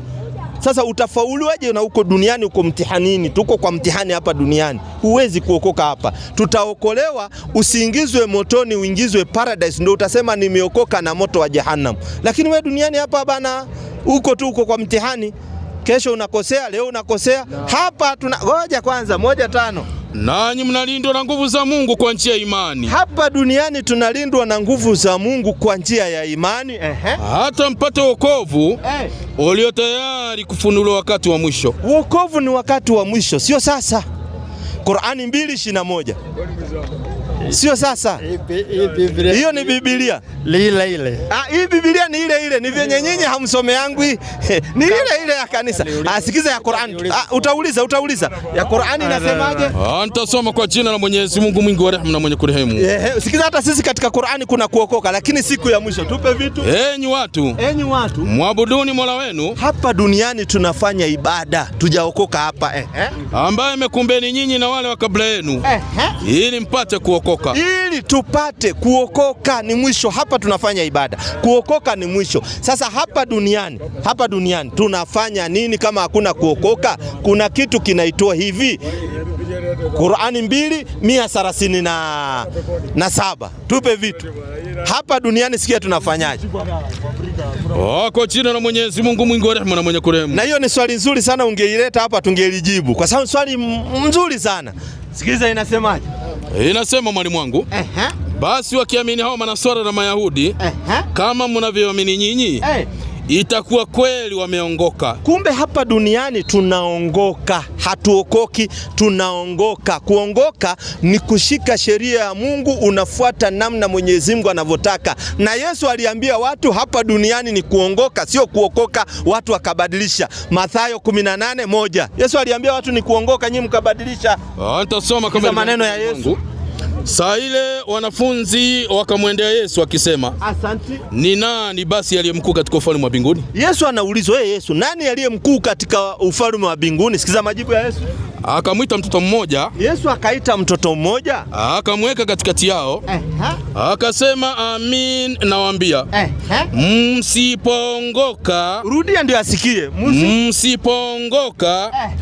Msipoongoka na kuwa kama vitoto, hamtaingia kamwe katika ufalme wa mbinguni. So Yesu aliambia watu waongoke, sio kuokoka, kwa sababu kuokoka ni siku ya mwisho. Wala Biblia kuna tofauti. Uko nayo ya kwako, ukuje nayo? Tofauti. Kuna tofauti. Hiyo kuna kuamini na kuokoka. Asante. Mathayo 18:1. Nitolee hiyo yako ya Kiswahili. Kuongoka unasema. Kuongoka ndio Yesu amesema. Ndio Yesu amesema. Ndio nataka tulia kwanza mzee wangu usiondoke mbio mbio. Siwache huyu alete ya Kiswahili. Wacha atoe ya Kiswahili. Kama hakuna kuokoka. Hakuna kuokoka hapa kwa sababu mbinguni utaendaje? Mbinguni utaenda kwa sababu sikiza, hatuendi kwanza mbinguni, unaenda peponi. Sikiza, unaenda kwa sababu uliamini, tulia, uliamini na ukatii sheria za Mungu na hukufanya machafu, ndio Mungu atakuokoa akuweke paradise. Lakini sio ati umeokoka hapa duniani. Kuokoka maana yake wewe umefaulu. Sasa utafaulu namna gani bado uko katika mtihani? Huwezi faulu ukiwa duniani. Ni njia. Njia ni tofauti na kuokoka. Umepata baba? Angalia. Hakuna kwenda mbinguni mzee wangu. Hapo ulidanganywa. Tunaenda peponi. Kwa Biblia iko. Kwenda mbinguni? Iko. Nipatie hiyo andiko inasema watu wataenda mbinguni. Haujaipata. Sasa mbingu haitakuwa 50:6 Isaya. Mbingu haitakuwa siku hiyo. Biblia inaongea ukweli iko. Sikiza inasema 51:6 mwalimu wangu. 51:6. Nitasoma kama ilivyoandikwa. Wewe ni macho yenu mbinguni. Unaambiwa uinue macho yako mbinguni, mkaitazame nchi chini. Tena utazame nchi unakanyaga. Maana bingu zitatoweka kama moshi. Mungu anasema bingu ataziondoa. Bingu aziondoe. Siku ya mwisho bingu hakuna, Mungu anaziondoa. Sasa ukienda huko utakaa wapi wakati Mungu ameziiondoa? Manake Isaya ndio anasema. Yesu si alisema ameenda kutujengea huko juu, na kama hakuna angetuambia. Amesema ameenda kujenga. Kuna malayo hiyo imengogewa hiyo hivyo. Hiyo mzee wangu sijapata. Yaani Yesu ameenda kujenga. Si hivyo angetuambia. Kwa hivyo iko. Ngoja kidogo. So ameenda kujenga. Kujenga nyumba au nini? Kujenga nyumba au makao? Sasa makao si ni nyumba? Nyumba inakuwa ni makao ama? Nyumba si ndio inakuwa ni makao ama anaenda kujenga nini haswa? Si nyumba juu watu wote hawezi kaa kwa nyumba. Na ameenda kujenga nini? Makao. Makao, hebu nitafsirie makao. Hakuna shida. Mzee wangu tutaki tuende mbio. Nataka unitafsirie. Nikisema mimi na makao yangu nyumbani, maana yake na sehemu ya kwenda kujipumzisha, maadamu labda nina nyumba ya mawe, labda ya mabati, labda ya nini, hiyo ndio makao. Kwa sababu ukiwa na ardhi kama hii tambarare, huwezi sema una makao kwa sababu hujajenga sehemu ya kukaa. Makao yanakuja kutokana na neno, kitu kimejengwa unaweza enda ukakaa pale. Unanipata vizuri? Because hapa kwa kiwanja usiseme kuna makao, watu wanapumzika tu hapa. Sasa kama ameenda kujenga makao, ni nyumba anajenga au nini? Unajua Kiswahili ndio lugha tumesoma kwa shule. Nyumba, lakini ameongea hivyo. Ameongea hivyo. Asante sana mzee. Lakini mzee wangu, ile kitu nimeona, wewe umefuata mchungaji sana, hujaifunzwa. Yani mimi si kufunzwa, mimi ni kusoma. Umesoma mwenyewe. Asante. Kama umesoma Yesu alikuwa dini gani? Ndio umenitoka hivyo. Hakuna shida. Haya, karibu brother sasa. Lazima tupate hiyo. Mimi ngoja pole, utapata pressure bure. Mimi wananiita Sali. Mimi wananiita Manyasi. Manyasi. Muislamu, Mkristo? Mimi si Muislamu, mimi si Mkristo. Asante. Sasa unaona Manyasi sio Muislamu wala sio Mkristo. Choice yake hiyo. Sasa Manyasi uko na swali gani? Mimi nilikuwa nauliza hivi. Na sisi hatusomi vitabu. Hivi vitabu vimeletwa. Nauliza swali moja hivi. Waislamu, Waarabu, kwanza ni Waarabu. Wakakuja wakaleta Uislamu. Wakupeleka mahali pengine walileta hapa Afrika. Watu wengine wazungu nao tena wakakuja na Ukristo, wakatuletea hapa. Wakikuja hapa katuambia hivi, mtu aabudu Mungu wake. Unasikia? Yaani wewe ukikuwa wewe ni Muislamu, wewe kwa maana tu na Uislamu, mtu asikosoe dini nyingine, lakini toka hapa hata kama wewe ni Muislamu, aende Saudi Arabia uone kama atakubalika. Ataambiwa kazi hizi ndio tukufunze. Sisi ndio tukuletea Uislamu. Sasa swali yangu mkikuja hapa na ulizanga hivi, vile mnakujanga hata mconfuse hapa Waarabu. Mkikuja hapa kureview Afrika wenzangu. Sisi Afrika ndio hatukuwa na Mungu. Mimi naulizanga tu swali. Sisi ndio hatukuwa na Mungu. Ili swali yako hiyo. Ilibidi Mwarabu akuja tuletee Mungu. Mzungu akuja tuletee Mungu. Hadi sisi hatukuwa na mzungu, amua tukuwa na Mungu. Ndio swali yako hiyo. Nauliza hivyo. Asante sana. Swali. Unaweza kusoma vitabu? Vitabu viliandikwa na watu. Hiyo ni swali nauliza. Hakuna shida. Mimi nakujibu tena kwa upole. Wala usiwe na jazba. Kwanza Waafrika tulikuwa na Mungu. Kwa nini hatukufuata huyo? Ngoja. Si ndio nakujibu. Si ameniuliza na sasa nitakujibu bado. Si ndio nakujibu. Si nimempa ongee. Sasa ndio nataka nizungumze nimjibu.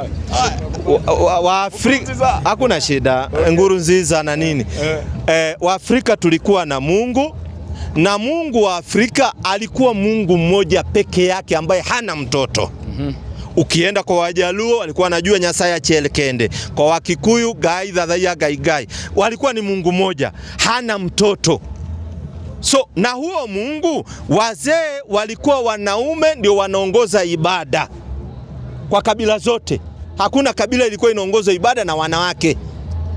So huyo Mungu ndio leo tuko naye, ndio Mungu katika Uislamu. Mungu mmoja ambaye hana mtoto, ambaye wanaongoza katika ibada ni wanaume, the same ilivyokuwa. Waafrika tulikuwa tunaoa mke zaidi ya moja. Hiyo ndio tuko nao, ndio Uislamu. So wewe ndio ulitoka kwa ukweli ukakaa kando. Kwa sababu ungeleta kinyume na yale mafunzo tulikuwa tumefunzwa, ndio tungekuwa na wasiwasi. So sisi tuko pale pale kwa ile laini yetu. Mungu ni mmoja, hana mtoto, na ndio huyo ambaye Waafrika walikuwa naye. Hakuna Mungu katika Afrika alikuwa na mtoto. Hakuna. Uniambie kabila ya Wakamba ati tulikuwa na Mungu wetu tulikuwa na mtoto anaitwa hivyo. Hakuna. So ukiletewa kitu lazima uangalie na kile uko nacho. So Uislamu ndio huo. Wakikuyu kama sisi tulikuwa tukiabudu tukiangalia mlima Kenya. Uislamu ndio hivyo, tunaangalia huko, ndio direction. Tulikuwa tunazunguka mara 7 kwa mlima, tukienda Maka tunazunguka mara 7. So Mungu ni huyo tu, ni Mungu mmoja. Unauliza hivi, Wampole. Sasa taratibu utapata pressure nje. Sasa tulia tu, sikize kaka. Sasa nauliza hivi, kama huyo Mungu sasa mlijua ako sawa na Waislamu, kwa nini mkaachana naye mkafuata Waislamu? Hatujaachana naye, ndio huyo tunaabudu Mungu mmoja. Hatuabudu Mungu Waislamu, tukiza sio Waarabu. Waislamu wanaabudu Mungu mmoja. Waafrika waliabudu Mungu mmoja ambaye hakuonekana na hii macho, wala hakuwa mwanaume wala hakuwa mwanamke. Na huyo Mungu ndio tunaambiwa lam yalid wala miulad, hakuzaa wala hakuzaliwa. The same God. Na mimi nauliza hivi, wewe ni Mkikuyu kabisa, kwa nini huku kwama tu pale kwa Kikuyu? Kwa sababu ulijua ule Mungu ni wa ukweli. Ilibidiaje ukamtoroko kaenda sasa kwa nini kwa Waislamu? Kwa nini kwa Waislamu? Na kitu kingine pale ngoja kidogo tumsikize huko pale kwa Kikuyu hapo, lugha yako yenye unaongea ya Kikuyu, na mtu akuje sasa aanze convince mtoto kama huyu ni Mkikuyu na aanze kuongea Kiarabu, wewe utajua chenye anasema? Asante sana. Na kama angelikuwa anaongea Kikuyu, si ungelewa Mungu sana kuliko bila nanga. Hapo mlikuwa mnaingia msikiti. Asante sana. Dale Mount Kenya mlikuwa na msikiti. Asante sana. Si ni swali umeuliza, si uwe mpole ni kujibu. Kwanza ngoja, sina kujibu. Si umeniambia nisisome? Hata mimi naenda polepole. Si ndio nakupeleka polepole mundu wa ingo. Unasema tuchaja kana bado kidogo. Nauliza hivi, Mungu alikuwa mmoja, si ndio? Wakikuyu akakuwa ni Mungu mmoja anaitwa Ngai. Ule Ngai ndiye Ara, si ndio? Ilikujaje wakaachana na Ara, wakaachana na Ngai, wakaenda kwa Ara. Na Ara huyu naye akakuja na msikiti. Ngai alikuwa na msikiti? Asante, ndio swali yako hiyo. Hakuwa na msikiti. Si ndio swali umeniuliza mimi ni kujibu. Asante sana. Kwanza sisi ambao tulikuwa huko zamani walikuwa wakienda chini ya miti, sawa? Kwa sababu idadi pia ilikuwa ni ndogo, miti ilikuwa mingi na nini. Saa hii hizo miti hamna, miti imepungua. Saa hii makaa imechomwa. Sasa nafasi hamna ya kwenda kwa miti. Nafasi ambayo iko ni inawekwa msikiti, watu wanaenda pale. Wazee wangu wakiabudu zamani walikuwa wakitoa zile nyafoga, wanatoa. Nikiingia kwa msikiti natoa. So niko nyafoga ni viatu. So niko katika ile njia. So mimi sija confusiwa. Niko katika ile njia ya ukweli ya Uislamu, ndio dini ya haki. Wewe tulia amalize. Mbona mnajaziba? Huyu kwanza hana dini huyu. Sasa wewe Mkristo wewe unataka kuingilia huyu wapi? Si uache tumalizane na huyu. Kuwa mpole. Tumpe vitu. Pole. Huyu ni Allah. Huyu Allah ametoka Uarabuni. Hakuna mahali imesema Allah ametoka Uarabuni. Okay. Tulia kidogo. Ngoja niulize. Dini ya Uislamu ilikuja aje? Dini ya Uislamu ilikuja wakati wa Nabii Adam alayhi salam. Uislamu ni kunyenyekea amri za Mwenyezi Mungu. Ukitaka na kusomea, ni venye umenikataza nisisome. So kitabu naweza andika. Tulia sasa. Ndio nakuletea vizuri. Ngoja kidogo. Nikitaka convince hao watu kuwatawala, ndaandika tu kitabu na niwapelekee. Na niwaambie Mungu ndiye amesema. Hakuna shida. Sikia nikwambie. Hakuna shida. Dini ya Uislamu kukuja hapa Afrika. Hakuna shida. Kuja kwa njia gani? Dini ya Uislamu kuja hapa Afrika ilikuwako, watu ni venye hawakuwa wanaita. Watu ndio hawakuwa wanaitambua. Nimekupa similarity. Sawa? Nikakupa similarity ya Uislamu na our culture yenye tulikuwa. Na hakuna ambayo inakinzana. Sasa dini ambayo ni geni ni hiyo ambayo ingine, kwa sababu ndio inakuja against our culture. Okay. Nielewe vizuri. Kwa mfano, taratibu ndio nataka nikuweke kwa nini. So dini ingine ndio imekuja kuharibu culture ya Afrika. Okay. Kwa mfano, Waafrika wanajulikana ni watu wana nguvu, wanaoa bibi wawili. Dini ingine ilipokuja ikasema muoe mmoja. Waluya walikuwa wanaoa wawili, wewe unajua. Ninajua.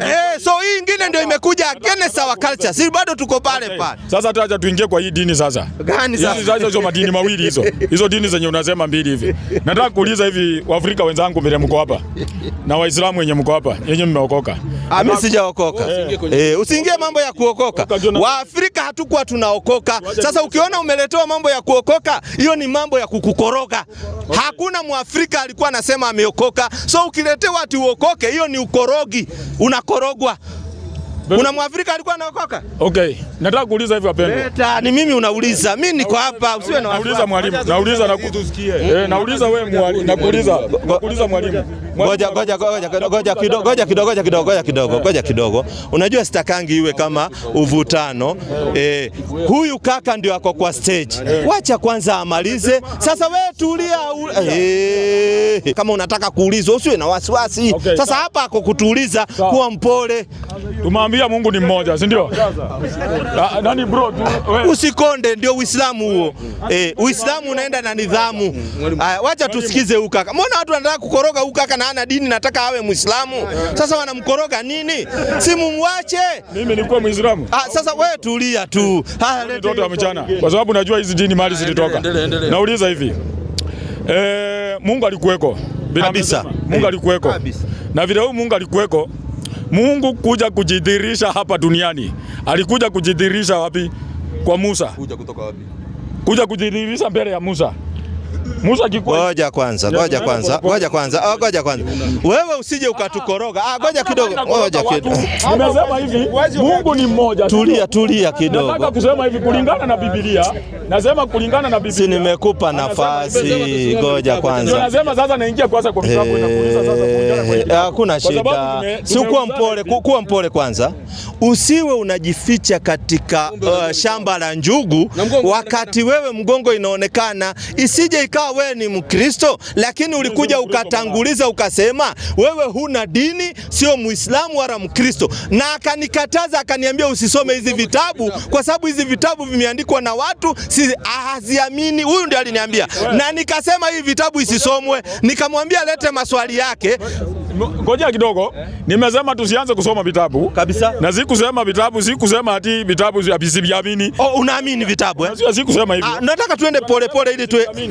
Ngoja. Sikusema si vya nini. Nikasema tusianze kusoma kwa vitabu. Nataka kujua kwanza huyu Mungu mwenye tunasema Muislamu na Kristo alitoka wapi. Ndio kwanza tukiingia kwa vitabu tupate huyu Mungu ni wapi na Mungu, kwa sababu vitabu viko hapa. Vitabu ngapi? Vitabu viko hapa, vitabu 2. So uwezi niambia utaanza kusoma kitabu hapa na hatujui kinatoka wapi kinaenda wapi. Ndio nasema hivi vitabu ni viwili. Tunataka kwa hii vitabu nataka ndio nikauliza swali. Mungu alikuweko kuanzia mwanzo, si ndio? Lakini kuja kujidhihirisha ndani ya wanadamu. Kwa sababu alikuja tu hivi. Mimi nataka kuuliza swali moja hapa. Sisi ndio tunapaa tupatie Mungu jina au Mungu ndiye anafaa tuapie jina lake? Unauliza huyu? Ndio swali unaniuliza. Nauliza wewe. Mungu ndiye anafaa tuambie jina lake. Mimi kama babangu amenizaa. Ngoja kwanza, si umeuliza swali. Nataka nikujibu kwa utaratibu. Kwanza bwana, hujamaliza. Swali sawa. Mimi nauliza hivi. Mimi nimezaliwa hivi. Mimi ndio nitapatia babangu jina au yeye ndiye ataniambia jina lake? Ndio swali unauliza. Asante sana. Mtoto akizaliwa na baba ndio anataja jina ya mtoto, kwa sababu katika Waafrika wengi tunaitanisha watoto na baba zetu ama watu wetu. Ndio hiyo. Na sasa mimi ndiye ataniambia jina lake au mimi ndio nitampa jina? Sasa utampaje jina wakati yeye ndiye amekuzaa, yeye ndiye anakupa jina? Baba yetu wa mbinguni anafaa tuambie jina lake au sisi tunataka tumpe majina? Ndio nasema tu ndio tunaenda polepole. Nataka nikupeleke polepole ili nikuelewe. Je, katika hizi vitabu kuna Qur'ani, kuna Biblia. Unaamini kitabu gani? Unajua ndio nasema hivi. Unaona, acha nikwambie. Unaona hivi vitabu vyenye viko hapa? Nimeuliza unaamini kigani? Siwezi niambia niamini nini kwa sababu najua. Ndio nasema hivi, huwezi kuja niambie kwa sababu kuna mambo hapa kalamu ya mkono ya waandishi. Sijauliza hiyo, nimeuliza je, unaamini kitabu gani katika hizi viwili? Sikia vile nasema. Uwezi niambia vile nilisema vile unataka kusikia. Wewe umesema baba iko binguni. Unasikia? Ulijuaje? Sijajibiwa, wewe unaelewa? Ngoja kwanza. Ngoja kwanza. Mimi nakuuliza hivi. Mtu akuja hapa na kuuliza unaamini nini? Nakwambia hivi. Kuna mambo naamini hapa na kuna mengine nasema hapa hapana. Na si Qur'ani. Kwa sababu Qur'ani naijua vizuri sana. Kaka umeniuliza, ngoja kidogo. Umeniuliza swali, ukaniuliza baba ndio ngoja kidogo, manake naona pia time ndio kuna watu wengine hata ukijana alikuwa anainua mkono. Umeniuliza baba ndiye atapea mtoto jina au mtoto ndiye atapea baba jina? Nikakwambia baba ndiye atapea mtoto jina kwa sababu ndiye amemzaa. Pili ukaniuliza Mungu ndiye tutampa jina au sisi yeye ndiye atatupa jina? Si ndio hiyo? So chenye kimeenda ni kwamba Mungu ndiye anafaa kutupa jina yenye inafaa tumuite. Sawa? Sasa wewe mwanzo ulikuwa umeniambia tusisome vitabu, ndio nikauliza kwa sasa unataka tusome kitabu gani ambacho unakikubali? Kwa sababu kama viko mtasoma vyote. Sasa unataka jibu gani? Ndio unataka swali yako? Tusoma vitabu. Kabla tuanze tusome, tujenge hoja hapa. Gani hoja unajenga? Hoja yenye naleta ni hii. Nasema hivi. Muumba mbingu kuja kujidhihirisha. Alijidhihirisha ndani ya Qur'ani, alijidhihirisha ndani ya hii Biblia. Ndio swali yako? Ndio nauliza hivyo. Swali yako. Asante sana. So sisi ambao tuna Waislamu, sisi tunaamini Qur'ani. Sawa? Alhamdulillah. Na Qur'ani Mungu ametuambiaje? 17:110. Baba sasa hivi umefungua vitabu kusoma. Sasa amekubali. Si unaona sasa kijana kama huyu. Sasa amekuja mwisho anakoma kwa vitabu. Na mwanzo nilirekodi. Nilirekodi. Aliniambia hakuna hata kivita. Lakini atulia sasa. Nikuongea sana utaki mimi niongee. Mimi nilisema hivi. Mimi ngojea nilianza. Tusianze kuanza. Sijui kama mmenijua. Tumefika sasa kwa vitabu. Kabisa. Kabla tuanze kusoma vitabu, tunataka tujue tuanze mzingi. Tuweze anza kujengea juu na mzingi hapa kwa. Asante. 17:110. Tuanze hapa chini. Umefanya vizuri, umekubali vitabu. 17:110. Ushakubali vitabu, umefanya kama hawa wazuri hawa. Mzuri sana huyu. 17:110. Amekubali vitabu. Kwa jina la Mwenyezi Mungu mwingi wa rehema na mwenye kurehemu. Sema muombeni Mwenyezi Mungu kwa jina la Allah. Sisi tusaelezwa tumuombe Mwenyezi Mungu kwa jina la Allah. Wanasema waendelee. Sasa ngoja kidogo. Ndio nakwambianga, unajua ukienda katika kila soko huwezi kosa wazimu. Kwa nini? Wewe tulia wewe. Mimi naongea na wewe, siwezi ongea na watu wote. Ni uniambie kama umechoka, niite mwenye anaongea. Kwa sababu wewe unaniambia hivi, ule anasema. Sasa mimi ngoja nataka tuende. Mambo ya Mungu hayapendi mzaha. Siwezi ongea na watu hawa kwa nafasi moja. Lazima niongee na mmoja baada ya mwingine. Sasa ni wewe uniambie endelea ama simamia hapa ama fanya hivi. Lakini ukiniambia ule anasema afadhali nimuite huyo kuliko wewe, bwanake itakuwa ni kama mzaha. 17:110. Lazima uconcentrate na mtu mmoja. Yaani debate hata ukienda pa parliament, lazima mtu achukue mkono ndiye apewe nafasi. Si unaongea tu hivyo, itakuwa ni kama mchezo ya kuigiza. Inasema sema muombeni Mwenyezi Mungu kwa jina la Allah. Sisi Waislamu tumeambiwa tumuombe Mwenyezi Mungu kwa jina la Allah, na ndio ukienda kwa Mkikuyu anamuita Allah, ukienda kwa Mjaluo ambaye ni Muislamu ni Allah, ukienda kwa Muhindi ni Allah. Tunatumia jina moja ambao ni universal. Hiyo peke yake ndio tunatumia. Mnasema mnaomba kwa jina la Allah. Ni nani alikuja kumwambia anaitwa Allah? Aliyetuambia Mwenyezi Mungu anaitwa Allah ni Bwana Mtume Muhammadun sallallahu alaihi wasallam, kwa sababu 53 Qur'ani. Pole pole sasa ndio unakuja kwa laini. Pole pole tu. Hii mambo ya dini yanatakangi fujo. Pole pole tu ni. Kwa jina la Mwenyezi Mungu mwingi wa rehema na mwenye kurehemu. Wala hasemi kwa matamanio ya nafsi yake. Muhammad tunaambiwa hasemi kwa matamanio. Anza mbili ndio ajue nani anazungumziwa. Kwamba mtu wenu huyu Nabii Muhammad sallallahu alaihi wasallam hakupotea kwa ujinga wala hakukosa na hali ya kuwa anajua. Tupe vitu. Wala hasemi kwa matamanio ya nafsi yake.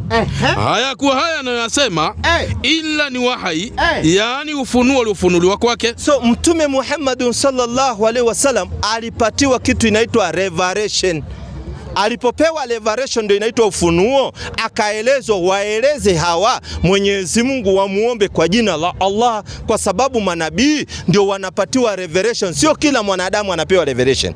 Kuna watu specific venye ulitaja Musa, sio watu wa Musa wote walikuwa wanaongea na Mungu, hapana. Specific ni Musa. Alipotoka Musa akaingia Harun, kwa sababu Mungu ana utaratibu wake, haongei na kila mtu, hapana. Kuna watu specific wanapeleka ule ujumbe. So aliyepewa ujumbe anaitwa Bwana Mtume Muhammad sallallahu alaihi wasallam. Allahumma salli. Ndio nauliza hivi. Sasa Muhammad ndiye alikuja na hili jina kabisa, ametupata ufunuo. Alipatiwa hili jina, alitaja nani? Musa. Alitaja hili jina. Musa wakati amepewa jina sijajua, kwa sababu amewatajia watu waliotumwa kwao. Musa hakutumwa kwangu. Musa ametumwa kwa wana wa Israeli awatoe katika nchi ya Misri awasafirishe. So hangeniambia mimi kwa sababu hakunihusu wakati huo Nabii Musa alayhi salam. Musa mnasema ni Mwarabu? Musa sio Mwarabu. Musa mnasema ni Muislamu? Musa ni Muislamu. Hakutaja jina la Allah. Sasa sijajua kwa sababu nimekueleza hivi. Sijui unaelewa namna gani. Nimeeleza hivi. Ngoja kidogo. Muhammad ndio ametumwa kwa ajili yetu sisi zote, ndio ameniambia hiyo jina inaitwa hivi. Musa hakutumwa kwangu. 17:2 Qur'ani. Ngoja nikuonyeshe. Si lazima nisome. Sasa bila Mwenyezi Mungu mwingi wa rehema na mwenye kurehemu. Nitakupa jibu. Wala hakuna shida. Musa si ameongea na Muhammad. Ngoja wewe ni Muislamu? Ngoja kidogo. Nataka tudili na wewe. Pili, huyu kaka, nataka uongee na huyu kaka. Mimi nakupa nafasi kwa sababu wewe ndio Mkristo, hebu ongea naye kwa sababu kidogo. Ngoja kidogo. Ninakunyima nafasi. Nasema hivi. Ngoja kwanza, ninakunyima nafasi. Lakini mnaniruka kabla ni. Ngoja, nimekunyima nafasi.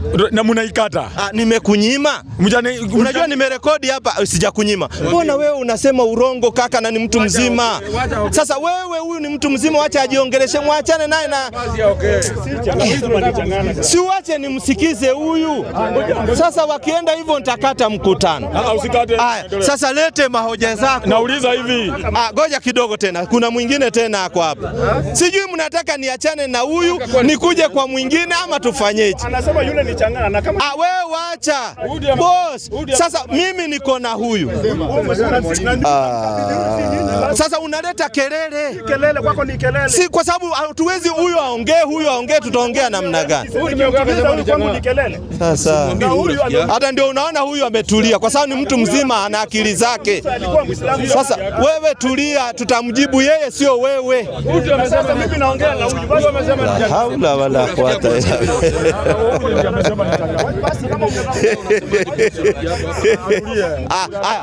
Nyamaza kwanza, tumwache huyu amalize. Nyamaza kwanza, tumwache amalize, akimaliza tuendelee na wewe. Huyu atasema hivi. Ngoja, acha huyu amalize.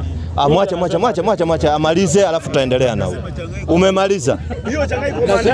Ngoja. Umemaliza? Ngoja kwanza wamalize kwanza. Huyu amesema tulia. Tulia wamalize. Tulia wamalize. Sasa mimi unaniuliza Daudi amesema ni chang'aa. Nilikuwa nauliza kuhusu. Wacha nayo amalize. Amesema ni chang'aa. Na kwa roho ya unyoofu. Haya, umemaliza. Umemaliza. Na ni Muislamu kamili. Ndiye anasema kwa chang'aa. Boss, hatuwezi endelea na huyu, ndio tunataka tuendelee. Hiyo itakuwa ni mchezo, ukuje uongee kwa mkutano wakati tunaongea na ndio unaona huyu ni mtu mzima amenyamaza kwa sababu anashangaa, anataka kutoa pointi, lakini huyu anaongea. Hiyo inakuanga ni mchezo ya watoto. Ni watu wazima. Sasa uache huyu hao. Lakini wani akisema nimekunywa chang'aa. Mmemaliza. Muulize akisema mambo ya chang'aa ya yule ni si utoto. Mimi nikizungumza na yeye ni utoto. Sanasi ametumia na pesa yake. Na sasa nyinyi mnamwingilia kwa uliza huyu jamaa unajua unapiga makelele. Uliza huyu jamaa. Sasa unajua. Acha kelele bana. kelele kwako ndio nakwambia kwa kelele. Kwako ndio. Acha ongea amalize. Yeye akisema chang'aa kwako ni kelele. Mwambie hatuwezi endelea. Hii ni mambo ya Mungu, itakuwa ni mzaha. Huyu anaongea, tunaongea. Akimaliza nakupa nafasi. Tuendelee. Ni kawaida. Asante. Kwanza kuna swali umeniuliza ya kisomi. Je, Musa alitaja jina Allah? Mimi nikakwambia sijapata hiyo kitabu. Na mimi ningependa pia na wewe usiwe bias upande moja. Uniambie Musa. Sasa tutafanya. Ni kama sasa angalia sasa. Sasa tutafanyaje bro? Sasa tutaelewanaje wakati huyu uko huku? Sasa shida ni nini? Sasa hiyo ameelewa. Hata sema hivyo tena. Mzee mzima kama atarudia. Tutafunga mkutano kwa sababu sasa ameanza, tunaanza kuongea na huyu anaanza.